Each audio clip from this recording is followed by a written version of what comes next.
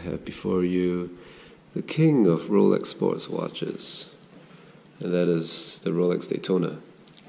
And I got this as a wedding gift, and I have to say it's a stunning watch, simply breathtaking.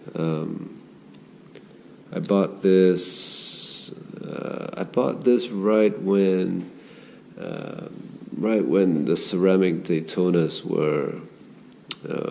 were introduced sometime last year, and of course, everybody wanted the latest and greatest ceramic Daytona, and these were still selling for a reasonable amount, right? They're still very expensive and definitely overpriced.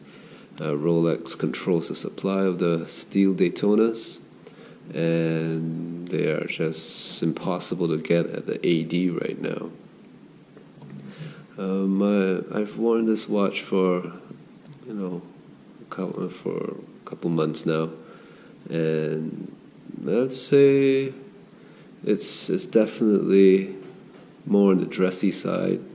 I consider this a dress chronograph simply because, right, it's so highly polished. There's a lot of mirror finishing, and the bezel, the lugs, the polished center links. Right, it definitely catches the light, and it really shines. Right, it's a beautiful watch. I was a little surprised at how small it looked when I first got it, but it is okay. It works out for me. It's because I got pretty small wrists. I think the white dial Daytona is also a beautiful watch, and I think if you got the white dial, the watch just looks a little bigger. For me, I think the black dial just looks stunning because of the color contrast. Right, the black, steel, silver with the red Daytona writing is just done so well. It's a beautiful watch. It's a classic. It's an icon, and I just don't see these watches coming down in price. I just see them, continuing to appreciate. Right? Do I think this is a lesser watch than the ceramic Daytona? No, I think they are both the same. As a matter of fact, for the black dial Daytona, I honestly do prefer the looks of the older one with the steel bezel.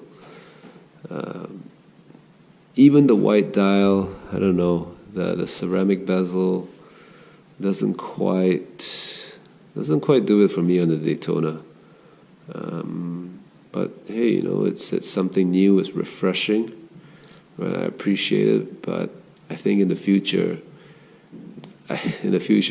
these steel Daytonas, the 116520, they will continue to increase in price and will probably command the same amount as the ceramic Daytonas. Just give it some time, right? The only reason why these are, I'd say about how much?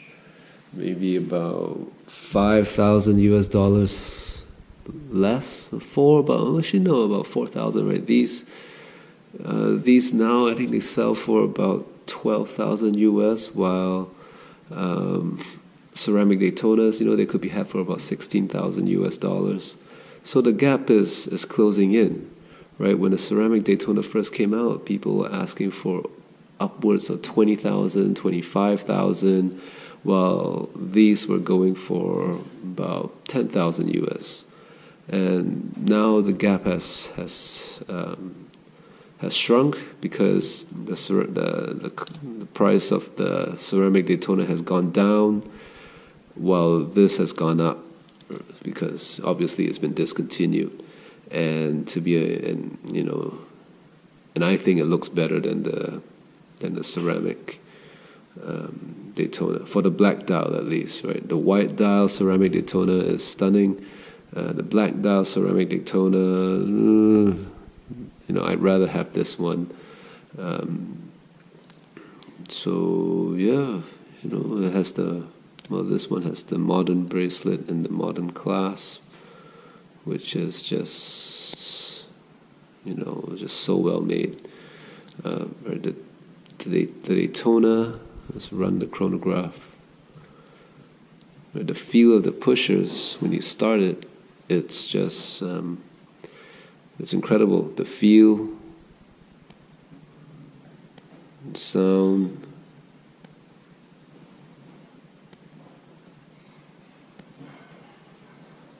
Reset. Wow,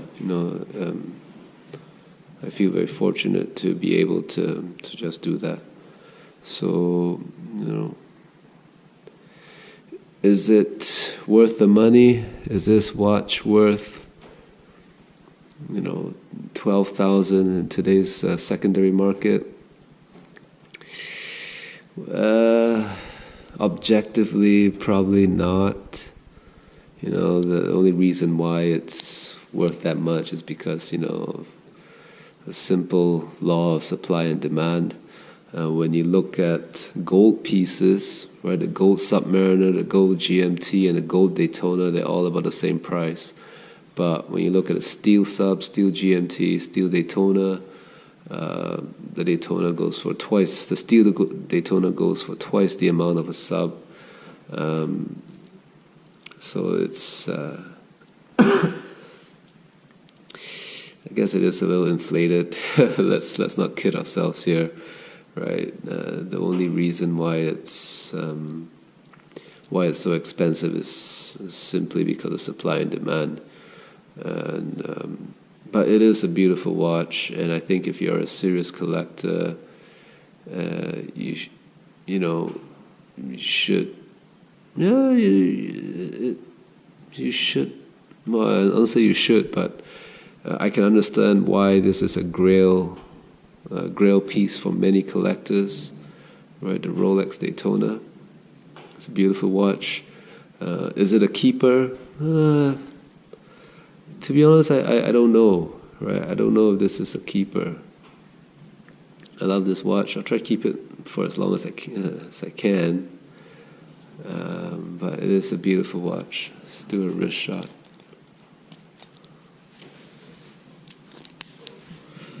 Right, it just feels a lot.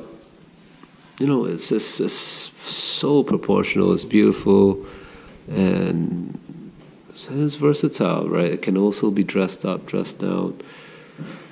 The Daytona, right, it just commands your attention. Right, I remember when I never had, I was into Rolexes, and I owned Explorers, I owned Submariners, GMTs. I wear them in the wild, and whenever I saw someone with a Daytona, a steel Daytona, it always caught my attention. Right, I was like, wow, that's a steel Daytona. Even though I had on a great timepiece, right, a Submariner, a GMT, right, I was always impressed by the Daytona. Whereas if I was wearing a sub or GMT and I saw another sub, another GMT or an Explorer 2 or a Milgauss, I'd be like, oh yeah, nice watch. But when I see a Daytona, I'm like, holy shit, that's a different league, right? Great watch.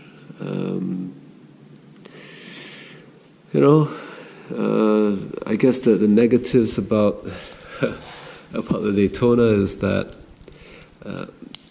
because of its popularity, because of its history, someone who wears a Daytona may not necessarily be a watch enthusiast. But I guess the same could be said for Submariners or GMTs. I do see a lot of women wearing Daytonas, white-faced Daytonas, which is also a reason why I got the black dial. It's a little juvenile, I know, but you know, women love this watch as well, right? They love, you know, coming from. I just got back from Hong Kong, and I was surprised at how many Daytonas I saw on women. Whether or not they're real, that's. I'll talk a little bit about that in another video. But you know, extremely happy and satisfied with this watch, and it's great. You know, I wear all my watches. You can see little scratches and stuff, but that's okay. It's fine. Anyway, hope you like this video. Thanks.